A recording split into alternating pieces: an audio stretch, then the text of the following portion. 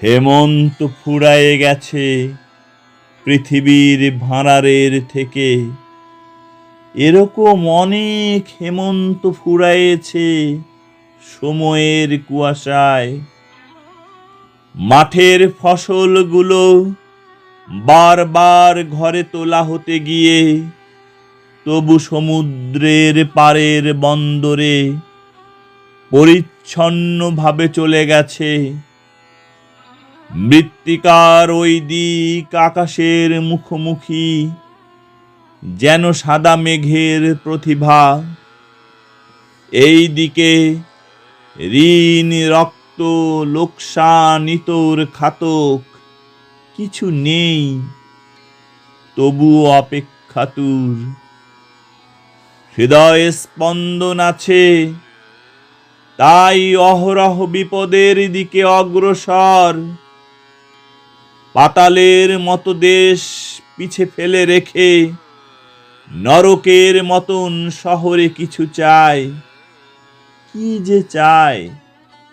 যেন কেউ দেখেছিল খণ্ডাকাশ যতবার পরিপূর্ণ নীলিমা হয়েছে, যতবার রাত্রির আকাশ ঘিরে স্মরণীয় নক্ষত্র এসেছে, আর তাহাদের মতো নরনারী যতবার তেমন জীবন চেয়েছিল, যত নীল কণ্ঠ পাখি উড়ে গেছে রৌদ্রের আকাশে।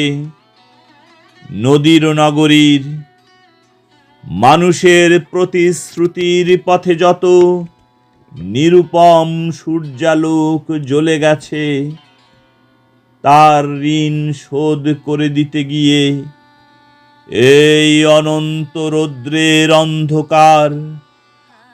মানবের অভিজ্ঞতা এরকম। অভিজ্ঞতা বেশি ভালো হলে তবু ভয় পেতে হতো। মৃত্যু তবে ব্যসনের মতো মনে হতো। এখন ব্যসন নেই। সকলেই আজ বিকেলের পরে এক তিমির রাত্রির সমুদ্রের যাত্রীর মতন ভালো ভালো নাবিক ও জাহাজের দিগন্তের খুঁজে পৃথিবীর ভিন্ন ভিন্ন নেশনের নিঃসহায় প্রতিভুর মতো পরস্পরকে বলে, হে নাবিক, হে নাবিক তুমি। সমুদ্র এমন সাধু, নীল হয়ে তবুও মহান মরুভূমি। আমরাও কেউ নই, তাহাদের শ্রেণী জনি, ঋণ, রক্ত, হৃদংসা ও ফাঁকি, উঁচু নিচু।